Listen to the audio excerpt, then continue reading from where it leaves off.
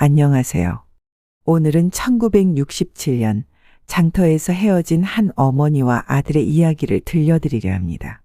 50년의 세월을 돌아 다시 만난 그 순간까지 그들의 삶엔 오해와 상처 그리고 끝내 용서와 사랑이 있었습니다.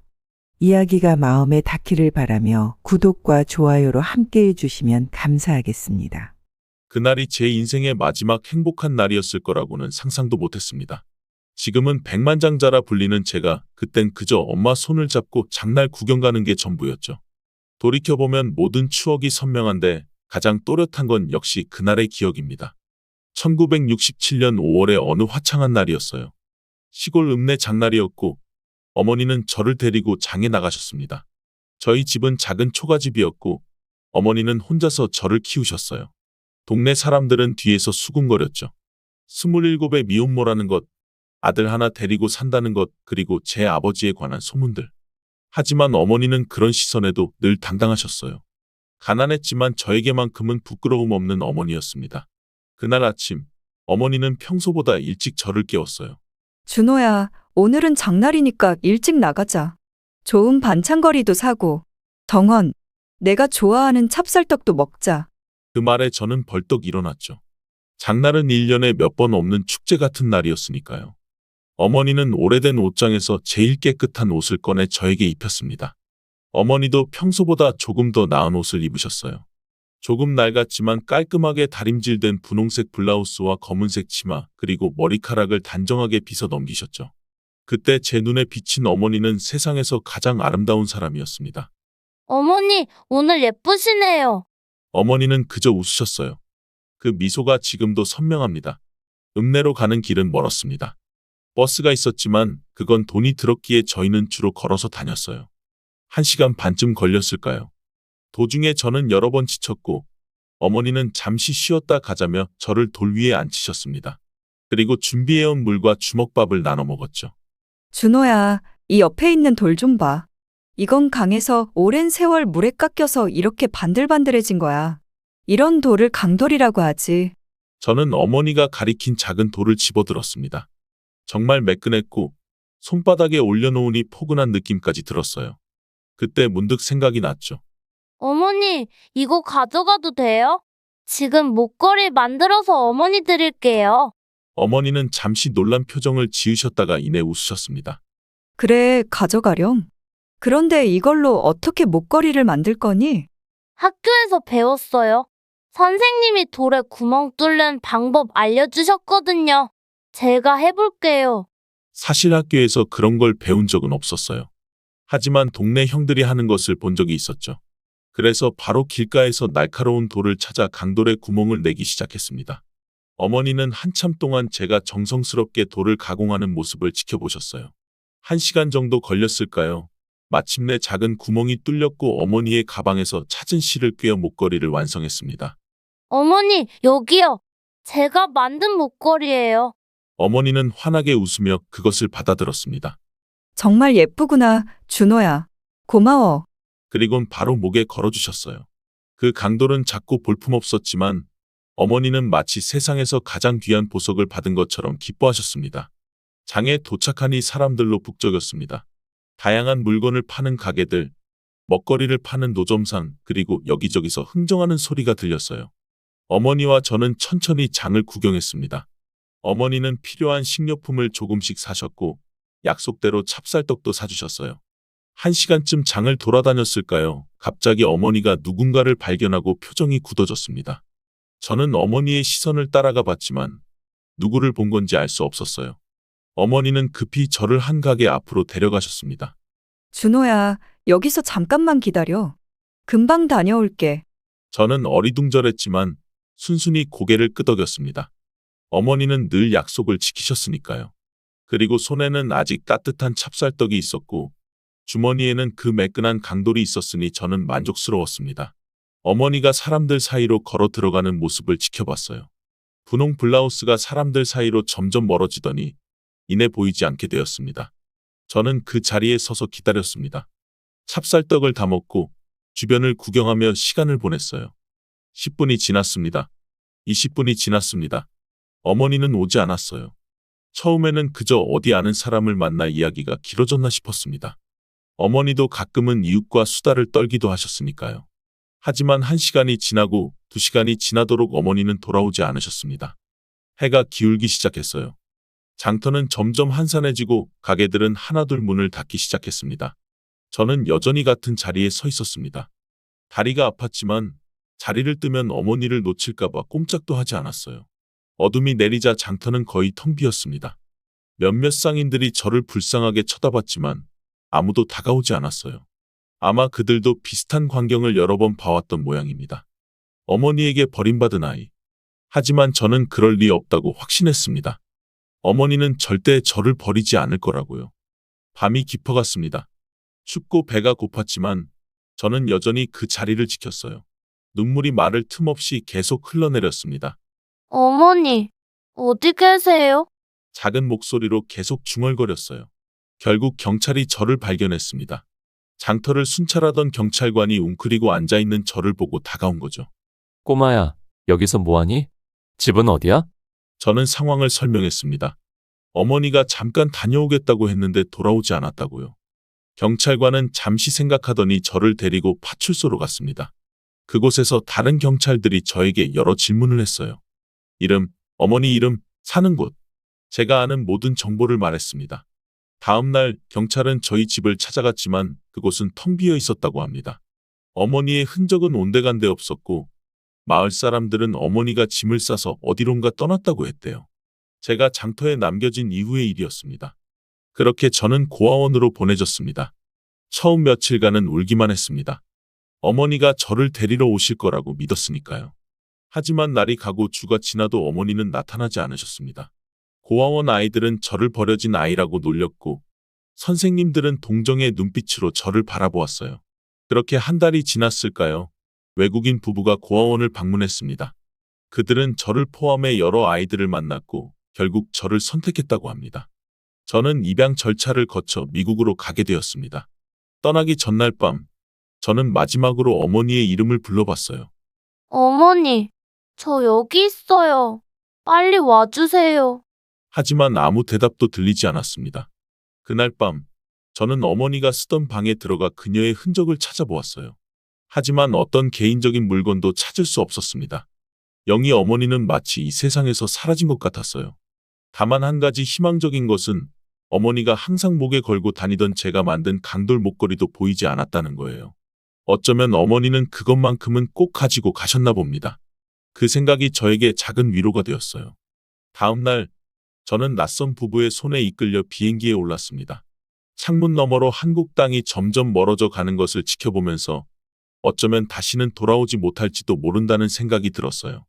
그리고 그때 처음으로 화가 났습니다. 어머니, 왜 저를 버리셨어요? 입양 부모의 집으로 가는 비행기 안에서 7살 소년의 마음속에 작은 분노의 씨앗이 심어졌습니다. 그리고 그 씨앗은 앞으로의 세월 동안 자라나 제 인생의 원동력이 될 것이었습니다. 지금도 가끔 꿈에서 어머니가 그 강돌 목걸이를 하고 미소 짓는 모습을 봅니다. 어머니가 저를 버렸다는 상처는 지워지지 않았지만 그 전에 행복했던 시간들도 분명히 존재했었어요. 작은 돌목걸이에 담긴 어린 제 마음을 어머니가 소중히 여겼던 그 순간들. 그 모든 것이 제가 이곳에 오게 된 이유였고 오늘의 저를 백만장자 이준호를 만든 출발점이었습니다. 미국 중서부의 차가운 겨울은 한국의 겨울보다 더 혹독했습니다. 처음 도착했을 때의 기억은 온통 낯섦과 두려움뿐이었어요. 말도 통하지 않았고 음식도 달랐으며 무엇보다 모든 사람들의 얼굴이 달랐습니다. 저는 윌슨 가족의 새로운 구성원이 되었습니다. 아버지 마이클, 어머니 수잔, 그리고 3명의 형과 1명의 누나가 있었죠. 저는 막내로 그 가족에 합류했습니다. 처음 몇 주는 그저 적응하기 바빴어요. 입양기관에서 파견된 통역사가 가끔 와서 도와주었지만 대부분의 시간은 알아들을 수 없는 영어 속에서 표정과 몸짓만으로 의사소통을 해야 했습니다. 밤마다 저는 베개를 끌어안고 울었어요. 영희 어머니가 그리워서, 한국이 그리워서, 그리고 무엇보다 버림받았다는 상실감에서요. 윌슨 가족은 겉으로는 친절했습니다. 넓은 농장을 소유한 그들은 물질적으로 부족함 없이 저를 키웠어요. 하지만 표면 아래에는 뭔가 다른 것이 있었죠. 특히 형들은 저를 노란 원숭이, 버려진 애라고 부르며 괴롭혔습니다. 처음에는 그게 무슨 뜻인지도 몰랐지만 영어를 배우면서 점점 그 의미를 알게 되었죠. 야, 원숭이. 내 엄마는 왜 널 버렸을까? 넌 그냥 쓸모없어서 버려진 거야. 제임스, 가장 큰 형은 항상 이런 식으로 저를 자극했습니다. 처음에는 울기만 했지만 시간이 지날수록 분노가 쌓여갔어요. 하지만 그 분노를 표출할 곳은 없었습니다. 미국인 형들은 저보다 훨씬 컸고 강했으니까요. 어느 겨울날 저는 제임스와 둘째 형 토마스에게 심하게 괴롭힘을 당했습니다. 학교에서 돌아온 저는 항상 그랬듯이 숙제를 하고 있었어요. 그때 형들이 제 방으로 들어왔죠. 이봐, 원숭이. 우리 숙제 좀 해줘. 제임스가 자신의 수학 문제집을 던졌습니다. 저도 숙제해야 해요. 저는 겨우 영어로 말했습니다. 뭐? 내가 지금 거절하는 거야? 넌 우리 집에 얹혀 사는 거라고. 엄마도 아빠도 널 불쌍해서 데려온 거지. 넌 그냥 버려진 쓰레기야. 토마스가 제 책상 위 물건들을 팔로 쓸어버렸습니다. 책과 연필들이 바닥에 흩어졌어요. 그리고 그때 제 호주머니에서 늘 간직하던 사진이 떨어졌습니다. 이게 뭐야? 제임스가 제 서랍에서 발견한 작은 사진 한 장을 집어들었습니다. 그것은 제가 고아원에서 미국으로 올 때 몰래 가져온 어머니와 저희 유일한 사진이었어요. 내려놔. 그건 내 거야. 저는 처음으로 소리를 질렀습니다. 에이, 그냥 사진 아니야? 내 엄마가 널 버렸는데 뭐하러 간직해? 제임스는 비웃으며 사진을 찢으려 했어요. 저는 본능적으로 뛰어올라 제임스의 팔을 잡았습니다. 하지만 체격 차이가 너무 컸죠. 제임스는 저를 쉽게 밀쳐냈고 저는 바닥에 세게 부딪혔어요. 그 순간 무언가가 제 안에서 터졌습니다.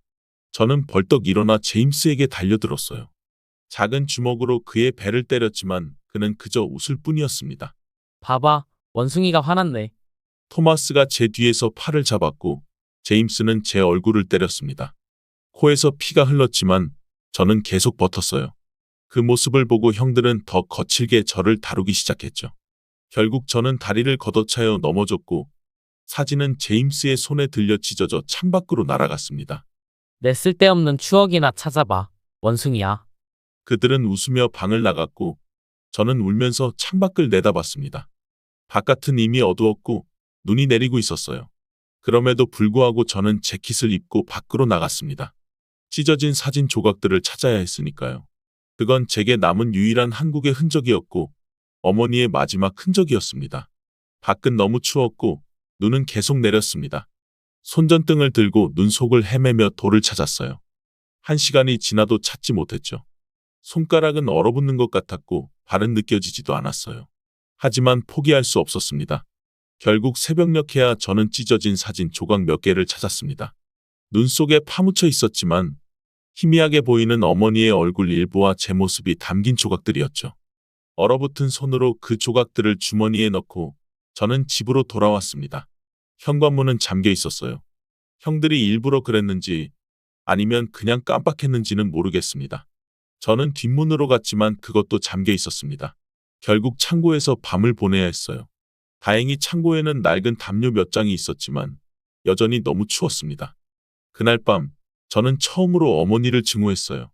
왜 저를 버렸는지, 왜 이렇게 고통스러운 삶으로 내몰았는지, 그리고 동시에 강한 결심을 했습니다.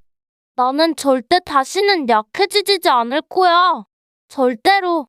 다음 날 아침 수잔 어머니가 저를 창고에서 발견했을 때 저는 심한 동상에 걸려 있었습니다.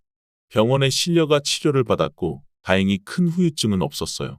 하지만 마음속 상처는 더욱 깊어졌습니다. 그 일 이후 저는 달라졌어요. 더 이상 울지 않았고 더 이상 두렵지 않았습니다. 대신 제 안에 차가운 분노가 자리 잡았죠.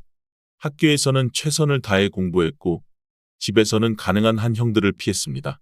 그리고 매일 밤 강도를 손에 쥐고 맹세했어요. 언젠가 나는 이 모든 것에서 벗어날 거야. 강해져서 아무도 날 업신여기지 못하게 할 거야. 10대가 되면서 저는 영어에 완전히 능숙해졌고 학교에서도 우수한 성적을 거두었습니다. 윌슨 부부는 제가 착하고 공부 잘하는 아이로 변했다며 기뻐했지만 그들은 제 내면의 분노와 결의를 알지 못했어요. 형들의 괴롭힘은 계속되었지만 이제 저는 그것을 무시하는 법을 배웠습니다. 때로는 맞서 싸우기도 했죠. 점점 체격이 커지면서 더 이상 쉽게 당하지 않았어요. 고등학교에서 저는 장학금을 받아 대학에 진학했습니다. 미시간 대학교 경영학과였죠. 그곳에서 처음으로 자유를 느꼈습니다. 더 이상 윌슨 가족과 살지 않아도 되었고 제 인생을 스스로 개척할 수 있게 되었으니까요. 대학에서는 아시아계 학생들도 많이 만났고 그들과 어울리며 처음으로 소속감을 느꼈어요. 그러나 여전히 제 마음 한구석에는 그 어둠이 자리하고 있었습니다. 버림받았다는 상처, 그리고 그로 인해 겪었던 모든 고통들. 그 모든 것이 저를 단단하게 만들었지만 동시에 외롭게 만들었어요. 대학 시절, 저는 우연히 입양 관련 문서를 살펴볼 기회가 있었습니다. 그곳에는 어머니 실종이라는 기록만 있었어요. 실종? 하지만 마을 사람들은 어머니가 짐을 싸서 떠났다고 했잖아요. 이 불일치는 저를 혼란스럽게 했지만 더 이상 파고들 수 없었습니다. 한국은 너무 멀었고 그때의 기억은 너무 희미해졌으니까요. 군대에 입대한 것은 제 인생의 전환점이었습니다. ROTC를 통해 장교로 임관했고 그곳에서 진정한 규율과 리더십을 배웠어요. 군 생활은 힘들었지만 제게는 오히려 편안했습니다. 명확한 규칙과 계급 구조 속에서 저는 자신의 위치를 찾았고 뛰어난 성과로 빠르게 진급했죠. 이 시기에 저는 또 다른 결심을 했습니다. 언젠가 충분히 강해지면 한국으로 돌아가 어머니를 찾아볼 것이라고. 그게 버림받은 이유를 알기 위해서든 아니면 단순히 그녀가 어떻게 살고 있는지 확인하기 위해서든 저는 그 진실을 마주할 준비가 필요했습니다. 군 복무를 마친 후 저는 사업 세계에 뛰어들었습니다. 처음에는 작은 투자로 시작했지만 냉철한 판단력과 끈기 그리고 어쩌면 그 분노가 만들어낸 집념이 성공으로 이어졌어요. 30대 중반에 첫 $100만 벌었을 때 사람들은 저를 아메리칸 드림의 상징이라고 불렀습니다. 동양인 입양아가 이룬 성공 스토리. 하지만 그들은 제 내면의 공허함을 알지 못했어요. 40대에 들어서며 저는 이미 수천만 달러의 자산을 가진 기업가가 되었습니다. 기술 분야의 투자로 큰 성공을 거두었고 여러 기업의 이사회에 참여했죠. 겉으로 보기에 저는 모든 것을 가진 사람이었습니다. 좋은 집, 비싼 차, 사회적 지위. 하지만 여전히 뭔가가 부족했어요. 50대에 접어들면서 저는 불현듯 삶의 공허함을 더 강하게 느꼈습니다. 결혼도 하지 않았고 자녀도 없었어요. 가족이라 부를 만한 사람들은 이미 멀어졌습니다. 입양 가족과는 대학 진학 이후 거의 연락하지 않았고 몇 년에 한 번 형식적인 카드를 주고받는 정도였죠. 그들에게 저는 여전히 그 한국인 아이였고 저에게 그들은 그저 상처의 기억일 뿐이었습니다. 회사에서는 모두가 저를 존경했지만 진정한 친구는 거의 없었어요. 항상 경계심을 갖고 살았기 때문에 누구도 가까이 다가오지 못하게 했으니까요. 깊은 밤, 혼자 앉아 위스키를 마시며 창밖을 바라볼 때면 문득 그 질문이 떠올랐습니다. 어머니, 정말 저를 버리신 건가요? 그 의문은 수십 년이 지나도 해결되지 않았습니다.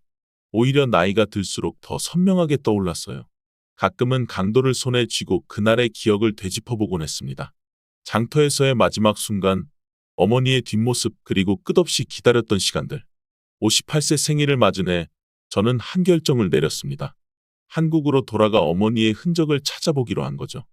회사 일을 잠시 내려놓고 개인적인 여정을 시작했습니다. 하지만 그건 생각보다 어려운 일이었어요. 50년이 넘는 세월이 흐른 후에 옛 시골 마을을 찾는다는 것은 거의 불가능에 가까웠습니다. 한국은 완전히 달라져 있었고 제가 살던 마을은 이미 도시의 일부가 되어 있었어요. 그곳에서 몇 주를 보내며 옛 기록을 뒤지고 나이 든 마을 주민들을 찾아다녔습니다. 하지만 아무도 영이 어머니를 기억하지 못했어요. 혹은 기억하지 않으려 했는지도 모릅니다. 미혼모였던 젊은 여성과 그녀의 아들. 그런 이야기는 그 시대에 쉽게 잊혀졌을 테니까요. 마지막 희망으로 지역 경찰서의 오래된 기록을 살펴봤습니다. 그리고 놀랍게도 희미한 단서를 발견했어요. 1967년 5월 한 여성의 실종 신고가 접수되었다는 기록이었습니다. 이름은 희미해서 알아볼 수 없었지만 나이와 상황이 맞아떨어졌어요. 고아원으로 보내진 7살 아들이 있었다는 내용도 있었고요. 그 기록을 읽는 순간 가슴이 무너지는 듯한 느낌이 들었습니다. 실종? 그렇다면 어머니는 저를 버린 게 아니었을지도 모른다는 생각이 스쳐 지나갔어요. 하지만 그 희미한 기록만으로는 확신할 수 없었습니다. 결국 더 이상의 단서를 찾지 못한 채 저는 미국으로 돌아왔습니다. 그 여행은 제게 작은 변화를 가져왔어요. 어머니에 대한 분노가 조금은 누그러들었고 대신 그리움과 슬픔이 더 크게 자리 잡았습니다. 어쩌면 어머니도 저를 찾고 있었을지 모른다는 생각, 그리고 그녀도 저처럼 외롭게 살아왔을지 모른다는 생각이 들었어요. 돌아온 후 저는 처음으로 제 내면의 분노와 상처를 인정했습니다.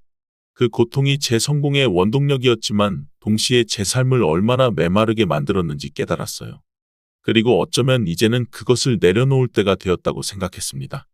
하지만 운명은 그리 간단하지 않았어요. 제 인생에 또 다른 전환점이 기다리고 있었습니다. 그것은 제가 상상조차 하지 못했던 방식으로 찾아왔죠. 2023년 5월 버지니아주 알링턴 국립묘지 참전용사 추모 행사가 열리는 날이었습니다. 저는 전직 군 장교이자 현직 기업인으로서 초청을 받았습니다. 원래는 참석하지 않으려 했어요. 이런 행사는 대개 형식적이고 정치적인 경우가 많았으니까요. 하지만 그날따라 무언가가 저를 이끌었습니다. 아마도 오랜 군 생활의 추억 때문이었을까요? 아니면 단순한 외로움 때문이었을까요? 어쨌든 저는 검은색 정장을 차려입고 행사장으로 향했습니다. 알링턴 국립묘지는 언제나 장엄한 분위기를 자아냅니다. 끝없이 펼쳐진 하얀 묘비들, 그리고 그 위에 펄럭이는 성조기. 그곳은 희생과 명예, 그리고 상실의 장소입니다. 저는 천천히 걸으며 주변을 둘러보았습니다. 많은 사람들이 참전용사들을 기리기 위해 모여 있었어요. 가족들, 정치인들, 그리고 저처럼 과거 군에서 복무했던 사람들까지. 행사는 오전 11시에 시작되었습니다. 연설, 헌화, 그리고 21발의 예포 발사까지. 모든 순서가 엄숙하게 진행되었어요. 저는 조용히 그 모든 것을 지켜보았습니다. 그리고 행사가 끝나고 사람들이 흩어지기 시작했을 때 문득 한 노인 여성이 눈에 들어왔습니다. 그녀는 80대 초반으로 보였고 간소하지만 품위 있는 차림새였어요.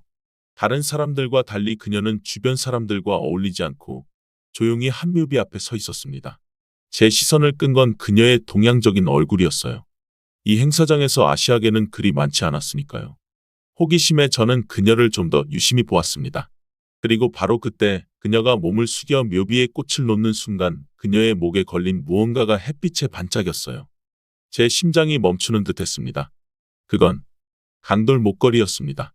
매끈하게 다른 강돌, 구멍이 뚫려 끈으로 연결된.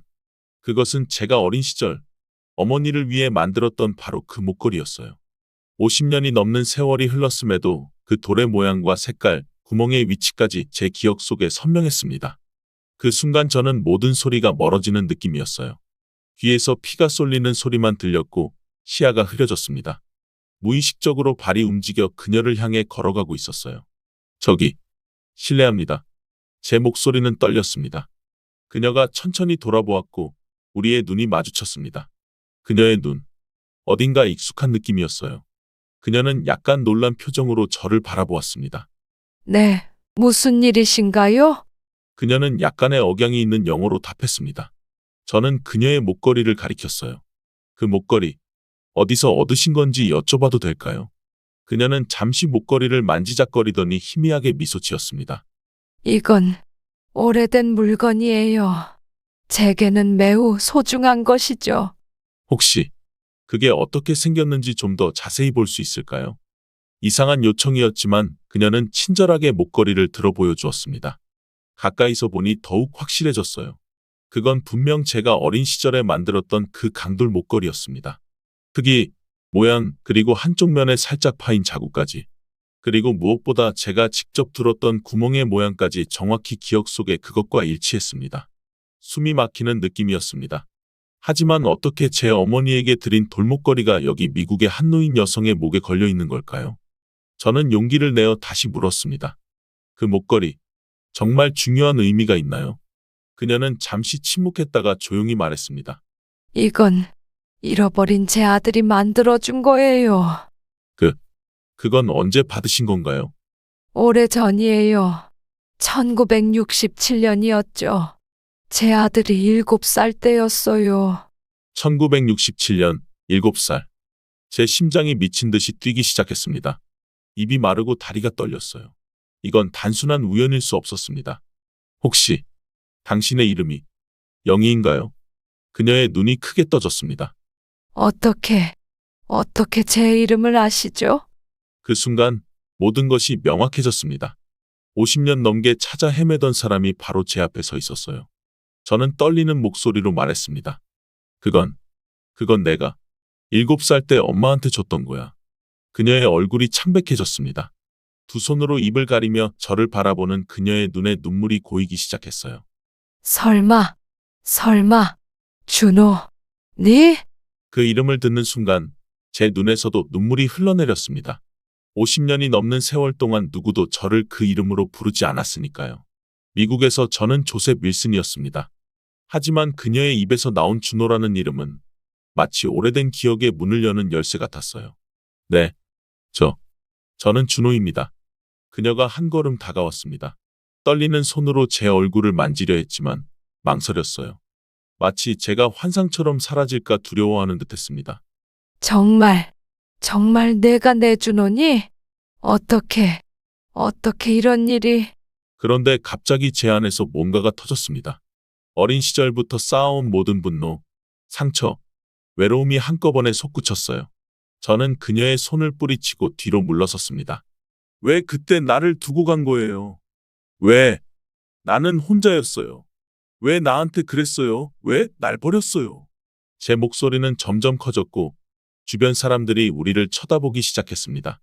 하지만 그때는 아무것도 신경 쓰지 않았어요. 평생 동안 참아온 질문들이 폭포수처럼 쏟아져 나왔습니다. 당신 때문에 나는 고아가 되었어요. 당신 때문에 저는 이국 땅에서 온갖 차별과 모욕을 견뎌야 했어요. 왜 그랬어요? 도대체 왜? 그녀는 충격과 슬픔으로 가득 찬 얼굴로 저를 바라보았습니다. 손수건을 꺼내 눈물을 닦으며 떨리는 목소리로 말했어요. 준호야, 내가 설명할게. 내가 생각하는 그런 게 아니야. 뭐가 아니라는 거예요? 당신은 나를 버렸어요. 장날에 나를 그냥 두고 가버렸잖아요. 내가 얼마나 오래 기다렸는지 알아요. 밤이 될 때까지 발이 아프도록 서서 말을 하면서도 목이 메었습니다. 어린 시절의 기억이 생생하게 떠올랐어요. 찹쌀떡 먹고 기다리던 그 시간들, 점점 어두워지는 하늘 그리고 끝내 오지 않은 어머니. 그녀는 고개를 숙이고 한동안 아무 말도 하지 않았습니다. 그리고 마침내 고개를 들었을 때 그녀의 얼굴에는 깊은 슬픔과 후회가 가득했어요. 준호야, 나는 너를 버린 게 아니야. 나는 기억을 잃었어서. 뭐라고요? 그날 장터에서 내가 잠깐 나간 건 맞아. 하지만 돌아오려고 했어. 정말이야. 그런데 그녀는 잠시 숨을 고르더니 계속 말을 이었습니다. 그날 장터에서 한 남자를 봤어. 너의 생물학적 아버지였지. 그는 미군이었어. 우리가 잠시 만났던 사이였는데 내가 임신했다는 사실을 알고 도망쳤었어. 그날 그를 다시 본 거야. 그에게 책임을 물으려고 따라갔는데 그녀의 이야기는 제 기억과는 전혀 달랐습니다. 제 생물학적 아버지가 미군이었다고요? 이건 처음 듣는 이야기였어요. 그를 따라 장터 밖으로 나갔어. 그런데 갑자기 내가 길을 건너는데 차가 나를 쳤어. 준호야, 그녀의 눈에서 눈물이 흘러내렸습니다. 나는 의식을 잃었고 미군 병원에서 깨어났을 때는 모든 기억이 사라져 있었어. 내가 누군지, 어디서 왔는지 아무것도 기억나지 않았어. 저는 말문이 막혔습니다. 이런 이야기는 전혀 예상하지 못했어요.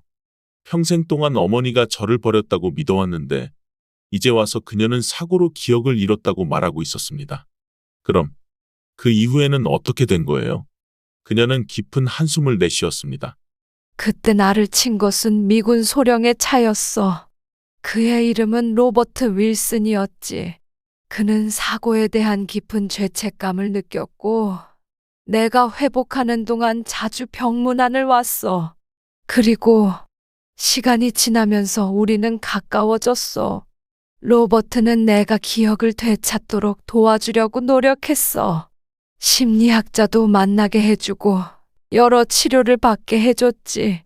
그리고 약 6개월 후 조금씩 기억이 돌아오기 시작했어. 그럼 나를 기억하셨던 거예요? 그래, 준호야. 내가 제일 먼저 생각났어. 내 소중한 아들. 내가 장터에 두고 온 아들. 로버트는 즉시 너를 찾아주겠다고 약속했어. 우리는 마을로 돌아갔지만, 그녀는 말을 멈추고 눈물을 훔쳤습니다. 하지만 내가 없었어. 마을 사람들은 내가 사라진 후 너를 고아원으로 보냈다고 했어. 우리는 여러 고아원을 찾아다녔지만 너의 흔적을 찾을 수 없었어. 그리고 마침내 내가 이미 해외로 입양되었다는 사실을 알게 됐지. 저는 할 말을 잃었습니다. 모든 것이 너무 갑작스러웠고 제 인생에 대한 모든 믿음이 흔들리는 느낌이었어요. 오랫동안 저를 괴롭혀온 버림받았다는 생각이 사실은 비극적인 사고와 오해의 결과였다니. 그럼 그 로버트라는 사람과 어떻게 됐어요? 로버트와 나는 결혼했어. 준호야. 로버트는 너를 찾는 것을 포기하지 않았고, 미국으로 돌아간 후에도 계속 수소문했어. 입양기관, 행정기관, 가능한 모든 방법을 동원했지만 그때는 지금처럼 정보가 체계적이지 않았어. 결국 우리는 너를 찾지 못했지. 로버트는 지금은 어디 계신가요? 그녀의 눈에 슬픔이 깃들었습니다. 5년 전에 돌아가셨어. 마지막까지도 너를 못 잊었어. 죽기 직전까지도 준호는 꼭 살아있을 거야라고 했어. 저는 복잡한 감정에 휩싸였습니다. 어머니의 이야기가 사실이라면 제 인생의 모든 원망과 분노는 잘못된 것이었어요. 그리고 어쩌면 제가 그토록 증오했던 입양 부모님도 저희 진짜 어머니를 찾아주려 했던 사람들일지도 모른다는 생각이 들었습니다. 추모 행사장에서 만난 그날 이후 저는 혼란스러움 속에 며칠을 보냈습니다. 어머니, 아니, 영희 씨와 연락처를 교환했지만 바로 다시 만나지는 않았어요. 시간이 필요했습니다. 너무 많은 정보와 감정이 한꺼번에 밀려와서 정리할 시간이 필요했던 거죠. 호텔 방에 홀로 앉아 창밖을 바라보며 저는 제 인생의 모든 순간들을 다시 곱씹어 보았습니다. 어린 시절의 상처들, 입양 가정에서의 고통스러운 기억들, 그리고 그 모든 것이 만들어낸 저희 성격과 선택들까지. 만약 영희 씨의 이야기가 사실이라면 제 인생의 근간을 이루던 버림받았다는 믿음은 잘못된 것이었습니다. 그리고 만약 그게 사실이라면 저는 평생 동안 잘못된 분노를 키워온 것이었죠. 그 생각은 저를 더욱 혼란스럽게 만들었습니다. 과연 저의 모든 성공과 업적은 무엇을 위한 것이었을까요? 누구에게 증명하려 했던 것일까요? 3일 후 저는 영희 씨에게 연락했습니다. 그녀는 버지니아 주 페어팩스의 작은 아파트에 살고 있었어요. 차를 타고 그곳으로 향하는 길, 가슴은 여전히 무거웠습니다. 무슨 말을 해야 할지, 어떻게 행동해야 할지 몰랐어요. 50년이 넘는 세월 동안 그리워하면서도 원망했던 어머니를 다시 만난다는 것은 상상 그 이상의 복잡한 감정을 불러일으켰습니다. 영희 씨의 아파트는 소박했지만 정갈했습니다. 문을 열자 한국 음식 냄새가 났고 그 순간 갑자기 어린 시절의 기억이 생생하게 떠올랐어요. 어머니가 작은 부엌에서 음식을 준비하던 모습, 김치찌개 냄새가 집안에 가득했던 그 시절. 들어와, 준호야. 그녀는 저를 거실로 안내했고 우리는 서로 마주보고 앉았습니다. 처음에는 어색한 침묵만이 흘렀어요. 무엇을 말해야 할지, 어디서부터 시작해야 할지 막막했습니다. 차 한 잔 줄까? 네, 감사합니다. 그녀는 부엌으로 가서 차를 준비했고 잠시 후 2잔의 녹차를 들고 돌아왔습니다. 여전히 그녀의 목에는 그 강돌 목걸이가 걸려 있었어요. 햇빛 아래서 반짝이며 과거와 현재를 이어주는 매개체처럼 보였습니다. 그날 이후로 많이 혼란스러웠겠네. 그녀가 조심스럽게 말을 꺼냈습니다. 네, 솔직히 아직도 믿기지 않아요. 평생 동안 제가 믿어온 것들이 모두 뒤바뀌는 느낌이라. 그녀는 천천히 고개를 끄덕였습니다. 예, 나도 50년 넘게 아들을 찾았는데 이렇게 만나게 될 줄은 몰랐으니까. 정말 저를 찾고 계셨던 건가요? 물론이지. 로버트와 나는 할 수 있는 모든 방법을 동원했어. 하지만 그때는 지금처럼 정보가 체계적이지 않았고, 특히 해외 입양의 경우 더 어려웠지. 그녀는 일어나 다른 방으로 가더니 낡은 가죽 가방을 들고 돌아왔습니다.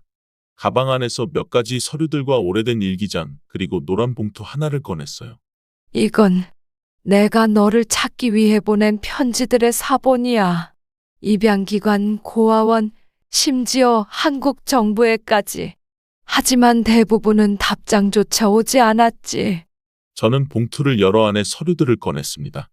1970년대부터 2000년대까지 수십 통의 편지와 문의서가 있었어요.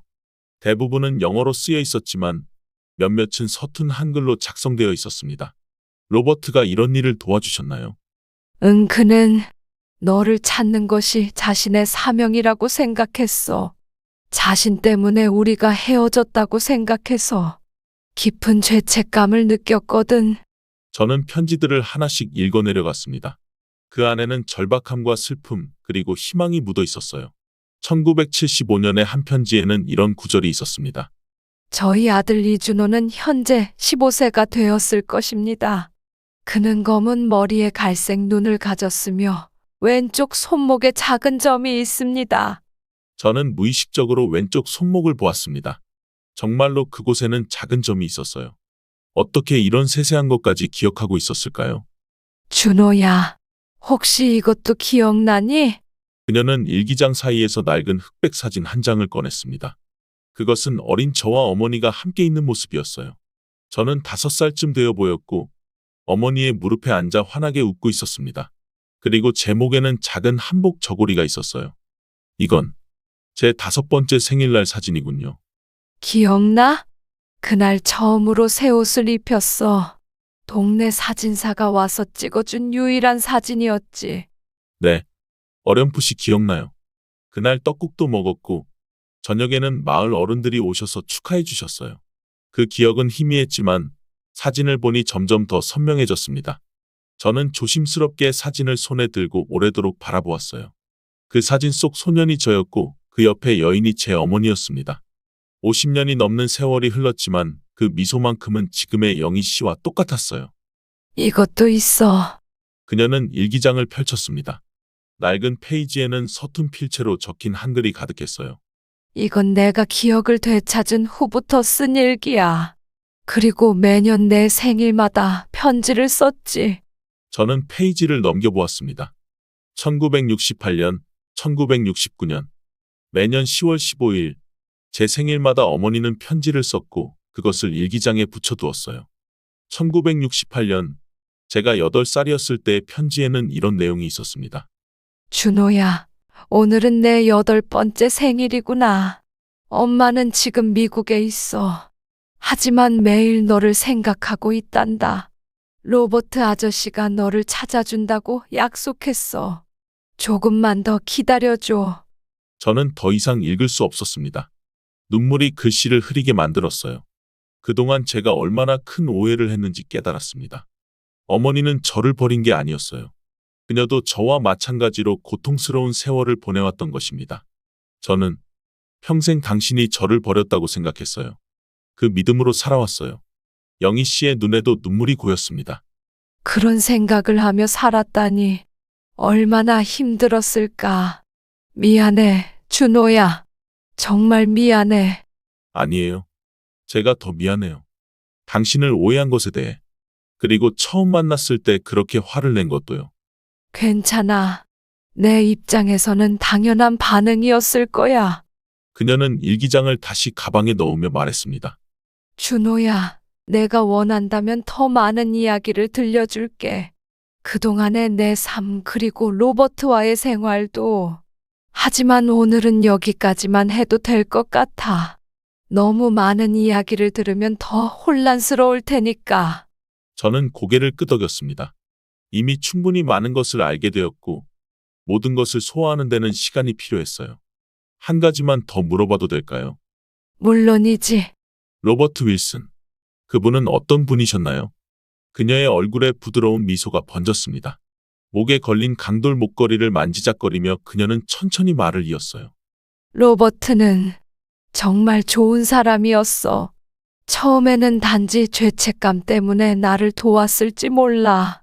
하지만 시간이 지나면서 우리는 서로에게 의지하게 되었지. 그는 내가 한국어를 잊지 않도록 도와줬고, 나는 그에게 한국 요리를 가르쳐 줬어. 결혼한 후에도 계속 너를 찾았고, 그는 내가 반드시 살아있을 거라고, 언젠가는 만날 수 있을 거라고 항상 말했어. 그분은 지금은 어디 계신가요? 5년 전에 심장마비로 돌아가셨어. 그 묘지에 묻혀 있지. 그 말에 갑자기 모든 것이 연결되었습니다. 어머니가 알링턴 국립묘지에 있었던 이유, 그리고 왜 그녀가 참전용사 추모 행사에 참석했는지. 그녀는 가방에서 작은 앨범을 꺼내 한 장의 사진을 가리켰습니다. 군복을 입은 한 백인 남성이 영희 씨와 함께 있는 사진이었어요. 그들은 행복해 보였고 영희 씨의 목에는 여전히 그 강돌 목걸이가 걸려 있었습니다. 이것만은 확실해. 준호야. 로버트는 내가 살아있다는 희망을 절대 포기하지 않았어. 죽기 전에도 내게 계속 찾으라고 당부했지. 그리고 오늘 드디어 그의 바람대로 우리가 다시 만난 거야. 저는 말없이 그 사진을 바라보았습니다. 낯선 백인 남성이었지만 그의 눈에는 따뜻함이 있었어요. 어쩌면 다른 환경에서 그분이 제 양부가 되었다면 제 인생은 완전히 달라졌을지도 모릅니다. DNA 검사 결과가 나온 것은 일주일 후였습니다. 예상대로 영희 씨는 제 생물학적 어머니가 맞았어요. 이제 과학적으로도 증명된 사실 앞에서 더 이상 의심할 여지는 없었습니다. 그날 저는 영희 어머니를 모시고 조용한 공원으로 향했습니다. 가을빛이 물든 나무들 사이로 우리는 천천히 걸었어요. 어머니. 오랜만에 그 단어가 제 입에서 나오니 낯설면서도 따뜻했습니다. 이제 저도 알게 되었어요. 어머니가 저를 버리신 게 아니라는 것을. 그녀는 잠시 발걸음을 멈추고 저를 바라보았습니다.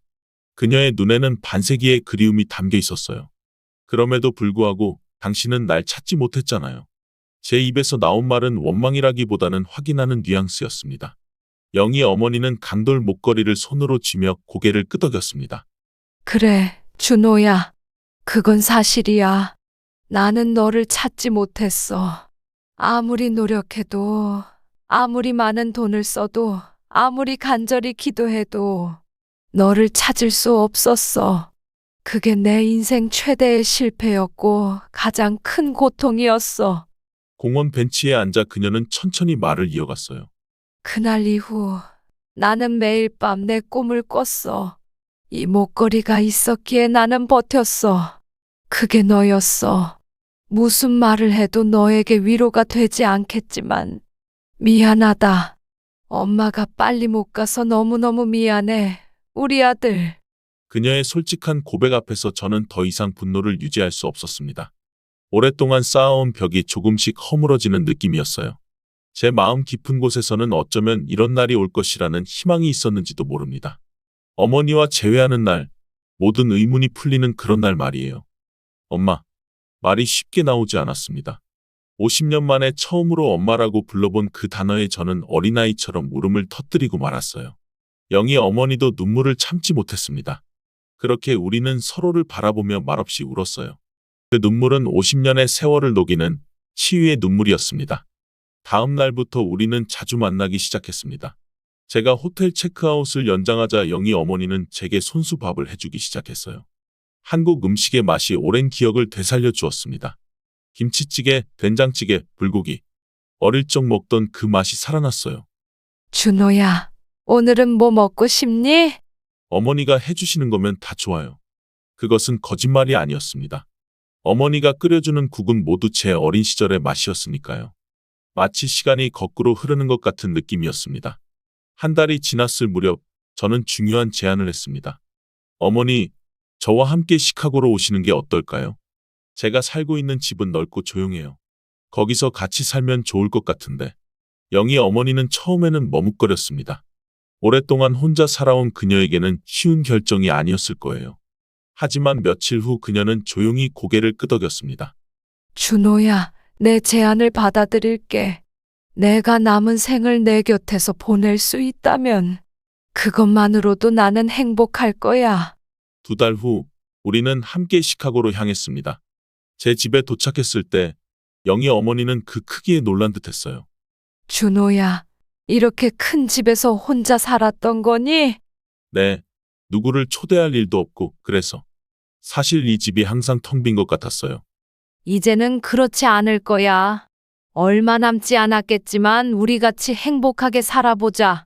그녀는 약속을 지켰습니다. 몇 주 만에 제 집은 완전히 달라졌어요. 한국적인 소품들, 따뜻한 음식 냄새, 그리고 무엇보다 웃음소리. 제 집은 처음으로 집다워졌습니다. 어머니, 이 사진은 언제 찍으신 거예요? 거실 탁자 위에 놓인 액자를 가리켰습니다. 그건 내가 태어난 지 100일 되던 날이야.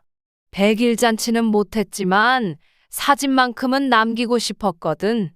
이렇게 우리는 하나씩 기억을 공유했습니다. 제가 모르는 제 자신의 이야기, 그리고 영희 어머니가 모르는 제 성장 과정의 이야기. 서로의 삶을 조금씩 알아가는 과정은 마치 퍼즐을 맞추는 것 같았어요. 시카고에서의 첫 겨울, 창밖으로 눈이 내리는 것을 보며 영희 어머니는 문득 물었습니다. 준호야, 후회는 없니? 나처럼 별 볼 일 없는 늙은이를 데려와서. 어머니, 무슨 말씀을 하세요? 제 인생에서 가장 잘한 결정이에요. 찾아드린 것도, 함께하기로 한 것도요. 그녀는 미소 지었습니다. 그리고 목에 걸린 강돌 목걸이를 만지작거렸어요. 준호야, 어떻게 이렇게 훌륭한 사람이 되었니? 내가 잘할 때 곁에 있어주지 못했는데. 어머니의 피를 물려받아서 그런가 봐요. 저는 장난스럽게 대답했습니다. 그리고 그것은 어느 정도 사실이었을지도 모릅니다. 제 내면에는 항상 어머니를 찾고 싶어하는 마음이 있었으니까요. 1년이 지나자 우리는 더욱 편안한 관계가 되었습니다. 저는 사업에서 조금씩 손을 떼기 시작했어요. 회사는 유능한 부사장에게 맡기고 더 많은 시간을 어머니와 보내기로 했습니다. 어머니의 연세가 있으니까요. 준호야, 회사는 괜찮겠니? 네, 걱정 마세요. 회사보다 더 중요한 게 있어요. 지금 이 시간, 어머니와 함께 있는 이 순간이요. 우리는 함께 여행을 다니기 시작했습니다. 처음에는 미국 내에서, 그리고 점점 더 멀리. 영희 어머니가 가고 싶어 했던 곳들을 함께 방문했어요. 파리, 로마, 베니스, 그리고 마침내 한국까지.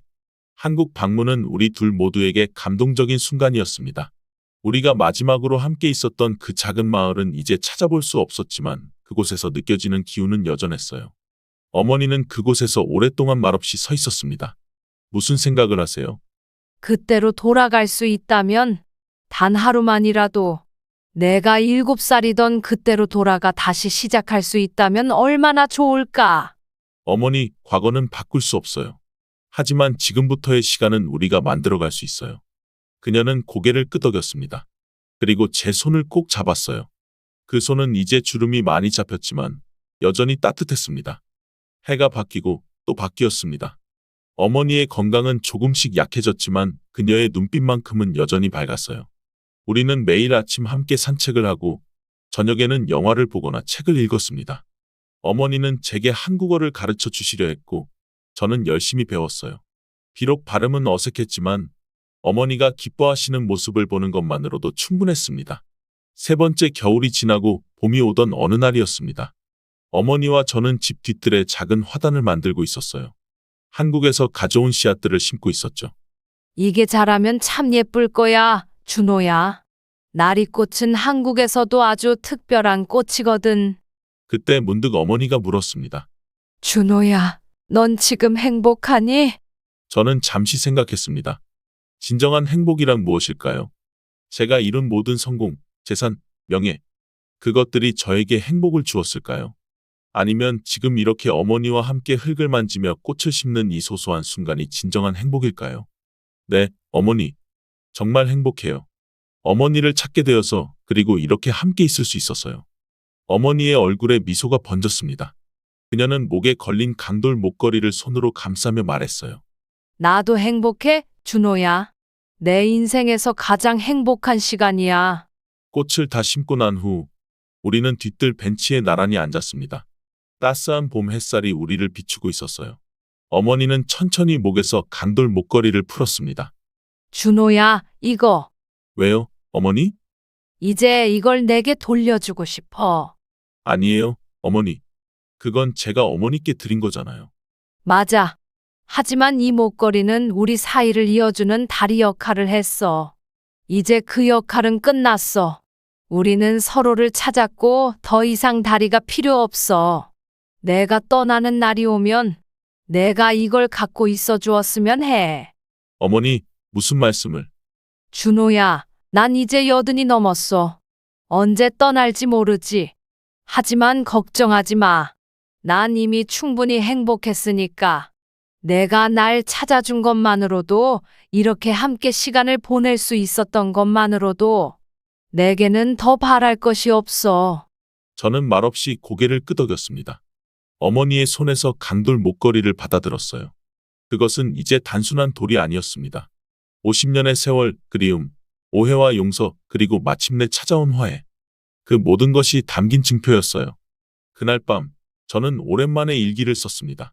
아니, 어쩌면 그건 일기가 아니라 어머니께 쓰는 편지였는지도 모릅니다. 어머니, 오늘 우리는 함께 꽃을 심었습니다. 그 꽃이 피어날 때쯤이면 또 어떤 추억이 쌓여 있을까요? 우리에게 남은 시간이 얼마나 될지는 모르겠지만 하루하루를 소중히 여기며 살아가려 합니다. 어머니를 만난 것은 제 인생에서 가장 큰 선물입니다. 그동안 얼마나 많은 오해가 있었는지, 얼마나 많은 시간을 헛되이 보냈는지, 그런 생각을 하면 가슴이 아프기도 합니다. 하지만 어머니께서 항상 말씀하시듯 후회보다는 지금 이 순간을 소중히 여기는 것이 중요하겠죠. 어머니, 사랑합니다. 그리고 감사합니다. 제가 누구인지 알게 해주셔서. 창밖으로 보이는 별들을 바라보며 저는 생각했습니다. 어쩌면 이것이 진정한 성공이 아닐까? 돈도, 명예도, 권력도 아닌 자신의 뿌리를 찾고 진정한 사랑을 주고받으며 함께 행복한 시간을 나누는 것. 그것이야말로 인생에서 가장 중요한 성취가 아닐까? 어머니와 저는 이제 많은 이야기를 나눌 필요가 없었습니다. 때로는 그저 함께 침묵 속에 있는 것만으로도 충분했어요. 그것이 우리만의 언어였기 때문입니다. 50년의 시간을 뛰어넘어 우리는 다시 하나가 되었습니다. 어머니와 아들, 영희와 준호. 이것이 우리의 이야기입니다. 상실과 발견, 오해와 용서, 그리고 마침내 찾아온 화해의 이야기. 인생은 때로 우리가 상상도 못할 방향으로 흘러가기도 합니다. 하지만 진정한 사랑은 시간과 공간을 초월하여 우리를 이어줍니다. 그리고 결국 우리는 서로를 찾아내게 되는 것이죠. 시간이 아무리 흘러도 진심은 결국 닿게 되어 있는 걸까요? 여러분은 오늘 이야기 어떻게 느끼셨나요? 댓글로 여러분의 마음도 들려주세요. 다음 이야기에서 또 인사드릴게요. 감사합니다.